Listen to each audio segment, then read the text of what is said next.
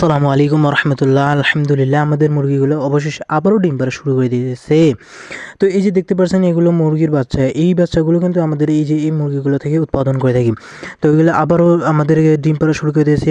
আমি আপনাদেরকে আজকে ডিম পাড়া থেকে এবং ডিমগুলোকে ওমে বসে দেওয়া এবং ডিম কীভাবে যত্ন রাখতে হয়, কী কী খাওয়াইতে ছিলাম, সবগুলো ডিটেলসে আপনাদের কাছে উপস্থাপন করবো ইনশাআল্লাহ। এই যে মুরগিগুলো দেখতে পাচ্ছেন, এগুলো কিন্তু ডিম পাড়ার জন্য অলরেডি শুরু হয়ে গেছে। তো এগুলোকে আমি পরিষ্কার করে তাদের বাসাগুলো রেডি করে দিয়েছি এবং দেখেন তারা কিন্তু এসে গিয়েছে। একটা মুরগি কিন্তু এই যে ডিম পাড়ার জন্য বসে গেছে। তো এখানে আমি কিন্তু প্লাস্টিকের ডিম দিয়ে রেখেছিলাম। সেই ডিমগুলো এখন 4 দিনের ডিমগুলো কিন্তু গোড়া হয়েছে, অর্থাৎ 4 দিনে মুরগিটা ডিম পেয়েছে। সেই 4 দিনের ডিমটা এখানে স্টক হয়েছিল।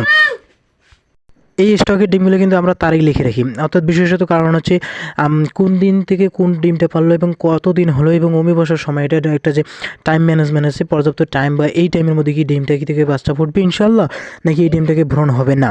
এর কারণ হচ্ছে যে তাহলে আমরা বুঝতে পারবো যে এই বাচ্চা থেকে হয়তো ডিম ফুটবে ইনশাল্লাহ, এটা পিওর বীজ ডিম। আচ্ছা, আপনাদেরকে আমি দেখাই যে মুরগি যে বসছে কিন্তু ডিম পাড়ার জন্য আবারও শুরু করে দিয়েছে। তো অলরেডি আমাদের অনেকটা ডিম হয়ে গেছে, 28টার মতো ডিম হয়ে গেছে। তো এর মধ্যে আমরা কয়েকটি ডিম বসাই দিয়েছি। তো শেষে ভিডিওটা আপনাদেরকে দেখাবো। এর আগে আপনারা এখানে দেখতে পাচ্ছেন যে মুরগিগুলো, এগুলো অবশেষে 3 মাস 15 দিন বয়স সামথিং এরকম হবে আমার জানা মতে। আমি কিন্তু এখানে লিখে রেখেছিলাম এগুলো 3 মাস 15 দিন সামথিং হবে। তো এখন বয়স হয়েছে, কিন্তু এগুলো গড় ওজন প্রায় 1 কেজি 800-900 প্রতিটা মোড়ে। আর একটা মোড় কিন্তু 1.5 কেজি অলরেডি হয়ে গেছে। আর ডেবিগুলো সর্বনিম্ন 800 থেকে 1000 কিলোগ্রাম হয়ে গেছে। তো এখন আমরা যে ডিমগুলো আছে সেই ডিমগুলো কিন্তু এখন চালে রেখে দিয়েছিলাম এইভাবে যত্ন করে।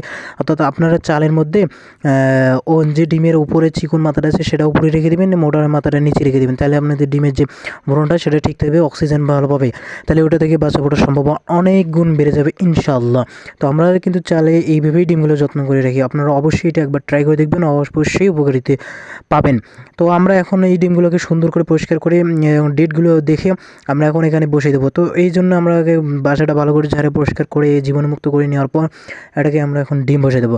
আর এখানে আমরা মোট ডিম দিব 19টি। আর আজকে আমরা 19টি ডিম দেবো এবং আপনার 21 দিন পর আমাদের এখান থেকে বাচ্চা ফুটবে। সেটা অবশ্যই আপনার ভিডিওতে দেখতে পারবেন ইনশাল্লাহ। তো ততদিনের জন্য আমাদের খামার এবং আমাদের জন্য সকলেই দোয়া করবেন। আর দেখেন আমরা কিন্তু এখন বসাই দিলাম, এই মুরগিটাকে এখন বসাই দেবো। আর এই যে ওমে বসা বৈশিষ্ট্য, সে কিন্তু সব ডিমে তার কাছে টেনে নিবে এবং ওমে বা তা দিবে এবং কমপক্ষে 37 ডিগ্রি সেলসিয়াস তাপমাত্রায় কিন্তু তা দেয়, যার জন্য তারা বাচ্চা উৎপাদন করে ইনশাল্লাহ। আল্লাহ তাআলার অশেষ কুদরত। আসসালামু আলাইকুম ওয়া রাহমাতুল্লাহ।